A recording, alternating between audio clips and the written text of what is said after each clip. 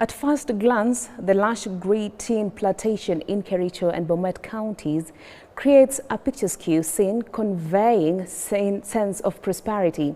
However, beneath the surface lies a harsh reality. The majority of smallholder tea farmers, particularly women, have little to show for their labor despite women's effort in nurturing the tea plants, cultivating the leaves and ensuring a quality yield.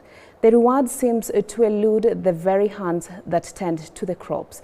And as our reporter Rehab Kinuthia narrates, the tea industry, despite its visual allure, has yet to address the deep-rooted gender disparities that permeates its core.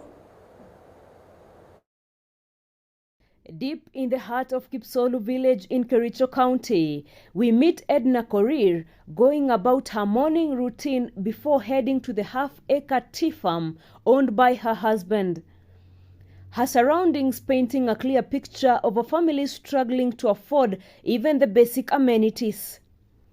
Edna tells us that on a good day she can pick up to 20 kilograms of the green leaf and sells each kilo for 20 shillings. But her husband takes half of all the proceeds, and the little she's left with is not enough to cater for her and her 5 children. Maisha yangu ni ngumu kabisa.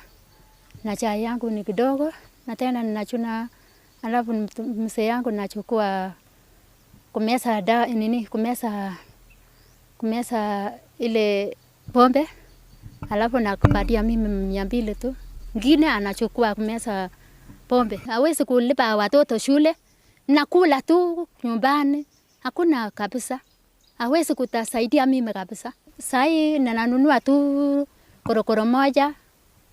Hakuna kutosa ya chumvi na majani. Nakaa tu na Mungu. Like many other women in the tea-growing counties of Kericho and Bomet, Edna is not allowed to own land nor receive proceeds from the sale of the green leaf. Her husband receives the payment. He says a wife is a guest in a home, and guests can never own land. Ndimleta silmukene kwangu. Sitapata tuli.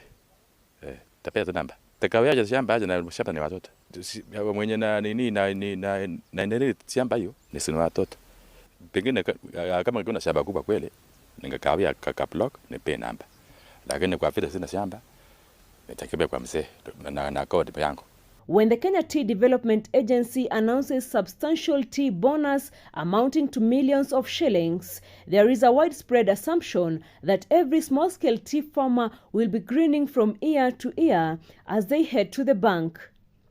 But for Betty Mutai from Bomet County, her husband, who owns their 3-acre piece of land, takes all the proceeds for his own enjoyment, leaving her with no option but to seek for casual labor. Hiyo pesa ya nini ya chai tuliweza tu mzee anachukua hiyo pesa yote. Mimi niko na watoto 3. Hao mwingine walimaliza shule, wengine hakupata hajamaliza. Sasa hii wacha nikuje hapa tu nikusaidia na hii kuchuna chai kwa rono, alafu nipate pesa kusaidia hao watoto.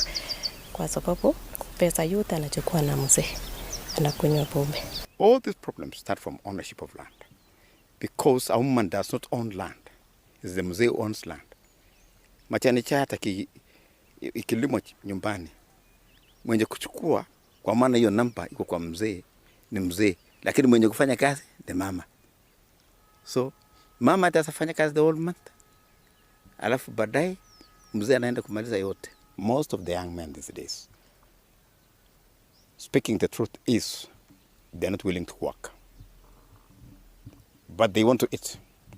They want to be clothed. And they expect women to do that.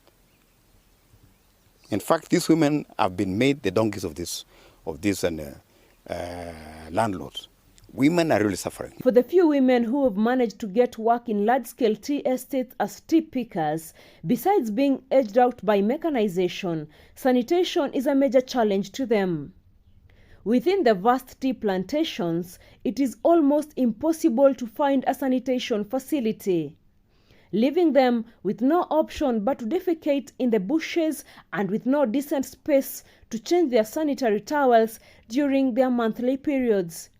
However, in some multinational tea estates, women are slowly and steadily taking up leadership mantles, with more women being encouraged to take up technical jobs in this new age of mechanization to increase their competitiveness in job opportunities. Currently, our strategy is in every recruitment, 75% should be women, unless the skills are limiting.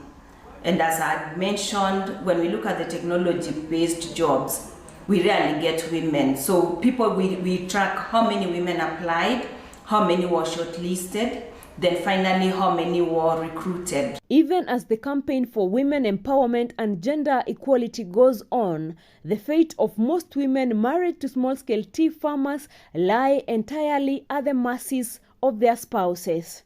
For those working in large tea estates, they have to make do with their situation or find alternative places to work. Despite waking up every morning to come and pluck tea in these plantations, for most women married to peasant tea farmers, they are still living under the yoke of poverty. Rahab Kinuthia, K24 TV, Kericho County.